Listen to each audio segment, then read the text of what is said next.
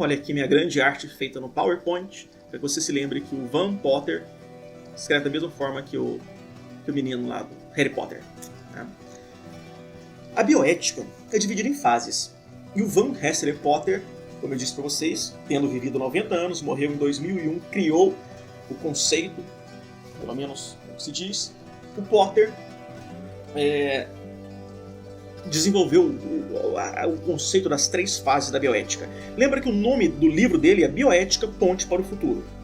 Então a primeira fase da bioética foi chamada de bioética ponte, e nós já definimos essa bioética ponte, mesmo que não tenhamos ainda dado nome aos bois. A bioética ponte é a bioética que faz uma ponte entre as humanidades e a tecnologia. Então, a palavra ponte é usada porque a bioética é vista como uma nova disciplina que constituiria uma ponte entre a ciência biológica e a ética, portanto, bioética. Esse texto é do próprio Potter, mas não é do livro Bioética, Ponte para o Futuro. Tudo bem? Tudo bem. Bioética, ponte é a primeira fase da bioética que relaciona, então, os conhecimentos tecnológicos com a ética e o direito. Com o passar do tempo, a bioética foi se tornando mais definida. O que a bioética trata? Do que ela trata? Na década de 80 surge a bioética global. Global porque engloba todos os aspectos relativos ao viver humano. Então a bioética global está interessada em idosos, está interessada em crianças, está interessada em gays, está interessada em negros, está interessada em mulheres, está interessada nas minorias sociais. E aqui um parêntese, minoria social não é minoria numérica. Exemplo disso, ontem tivemos as eleições municipais.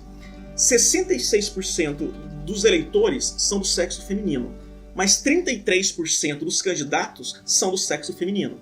Quer dizer, você percebe então uma menor participação feminina na política. Negros e pardos representam 54% da população brasileira, então não é minoria numérica, mas é minoria social.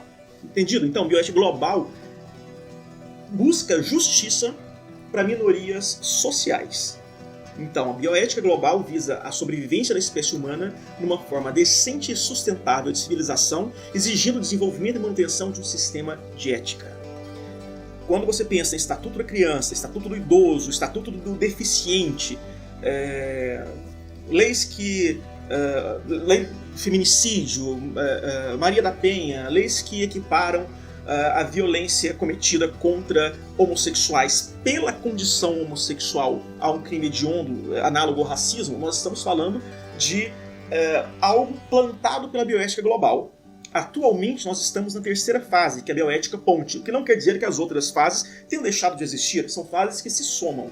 A bioética global é exatamente a bioética, quer dizer, a bioética global é a bioética que engloba todos os aspectos da vida humana. A bioética profunda é a fase atual, a terceira fase da bioética, que também, olha os autores Potter e Whitehouse.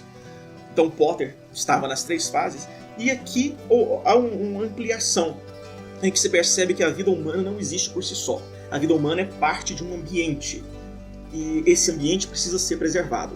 Então aqui se começa a pensar na dignidade animal, nos direitos animais, na importância do ser humano em relação aos animais. Começa nesse momento a discussão de, e aí, vale a pena matar um bicho para usar na religião?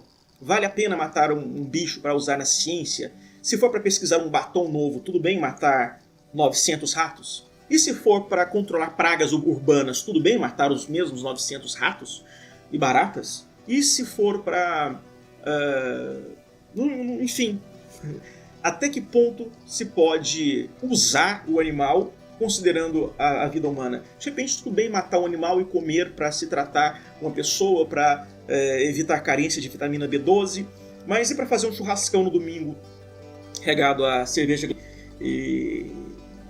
enfim, uma utilização, digamos, profana de um animal morto, de um cadáver, digamos assim. Nós temos pontos diferentes. E também, aqui, até que ponto a gente tem que saber sobre essas coisas para utilizar? Eu falei há poucos minutos sobre a utilização, sobre a morte desses animais em religiões. O candomblé, o judaísmo, o islamismo. Eu não sei em relação ao islamismo, mas no judaísmo se come a carne, no candomblé também. a carne do animal é comida. Então não faz sentido dizer, eu sou contra porque matar o bicho para a religião. Na verdade, o bicho está sendo morto para a religião, mas vai ser comido por aquela população da comunidade. Bom, mas mesmo assim, tudo bem matar o bicho? Quais os critérios eu poderia utilizar para dizer que a vida de um rato é superior à vida humana? E a vida de um macaco bonobó? Ela já vi as duas pronúncias. E a vida de um elefante? E a vida de uma formiga? Qual é a hierarquia? É uma hierarquia genética? Lembrando que não deveria ser uma hierarquia religiosa, apesar do que nós devemos considerar sim os valores na construção de códigos morais.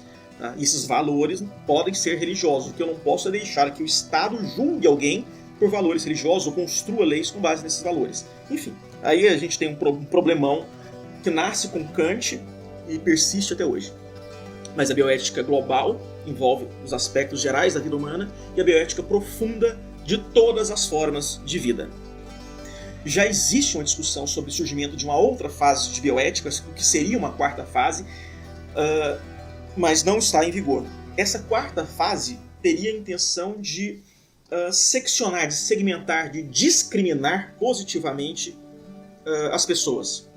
Por exemplo, que a ciência separe tratamentos, se existir diferença entre homens e mulheres, entre brancos e negros, é uma discriminação positiva.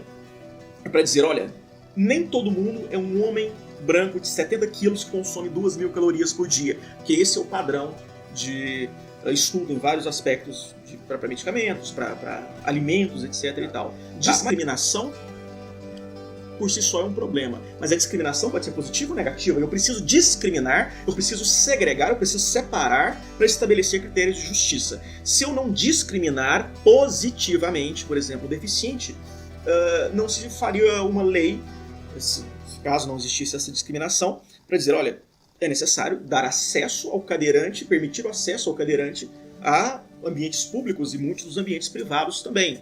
Então, se você vai ter rampa, coloque um elevador, ou se você vai ter escada, coloque uma rampa de acesso, um elevador, para que o cadeirante tenha acesso ao mesmo lugar que o não cadeirante tem também. Então entenda que quando a gente fala em discriminação positiva, não é uma discriminação segregadora clássica, né? Negativa, portanto.